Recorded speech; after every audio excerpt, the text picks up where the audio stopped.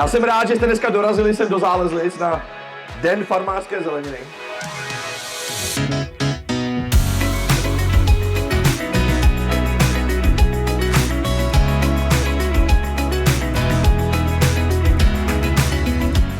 Třicet let to je v životě člověka ta nejhezčí doba. Člověk už má za sebou dětské zoubky vytrhané pryč a je z něho dospělý sebevědomý člověk.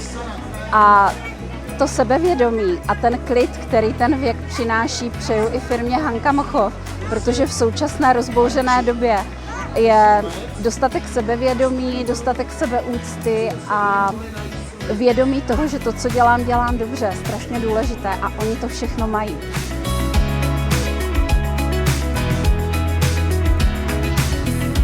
Výročí slavíme s ročním zpožděním, ale o to víc si to užijeme. Všichni čekají to, že všechny věci, které se dějou, jsem si dobře rozmyslel a pak to fungovalo přesně, jak jsem naplánoval. Tak přesně tohle ten případ není.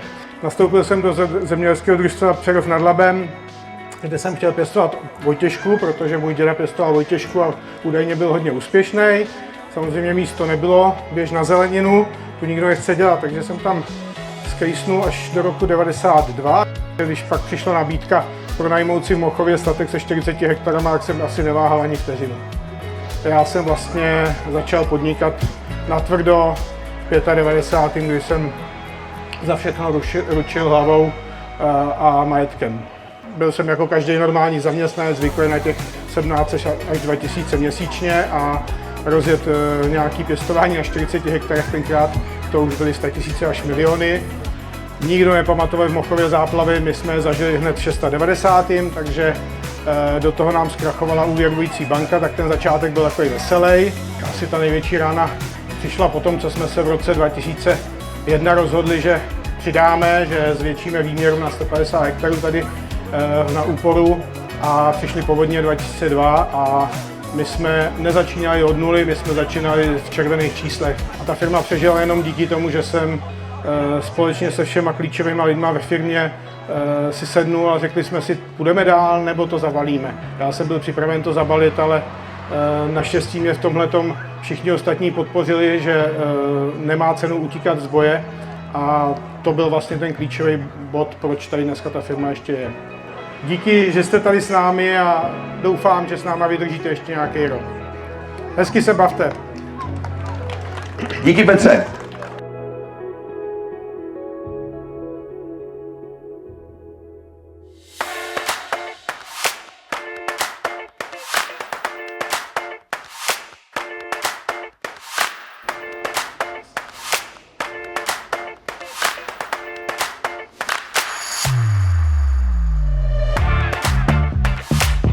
Nacházíme se ve skladu, který slouží k uskladnění cibule, říkáme mu cibulárna.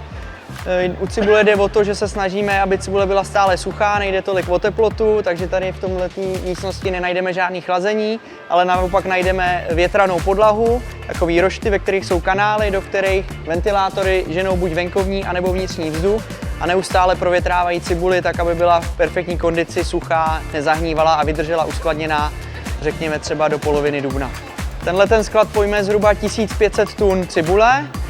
Na konci sezóny sem tu cibuli naskladňujeme do výšky 4,5 metru. Takže teď jsme zhruba 2 metry pod vrcholem té cibule a jsme schopni zase zaskladnit nějakých 6 měsíců. Součástí haly jsou ještě stejně velký prostory k uskladnění kořenové zeleniny, mrkve, petržele a brambor. Ty jsou naopak chlazený a nemají větranou podlahu a nachází se v druhé polovině tohohle skladu. Když si firma začínala, tak byl obrovský problém s tím, kde uskladnit zeleninu. My vlastně se snažíme udržet tu naší surovinu českou, zeleninu, kterou vypěstujeme co největší část roku. Stále to neumíme po celý rok, stále bychom potřebovali ty sklady větší a větší plochu na pěstování. Nicméně díky tady těm prostorům, který jsme vybudovali v loňském roce, tak jsme schopní pokrýt větší část roku výrazně a troufnu si říct, že v tuhle chvíli tenhle sklad cibule je jeden z nejlepších v České republice.